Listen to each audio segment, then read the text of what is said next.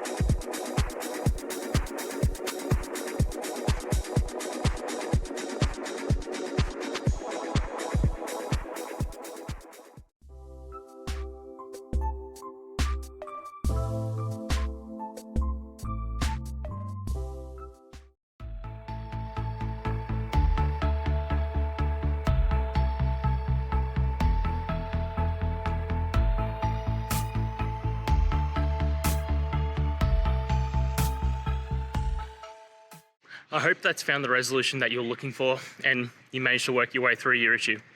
Please, if it did help, hit subscribe. I'd really appreciate it. And until the next technical time you need help, have a good one.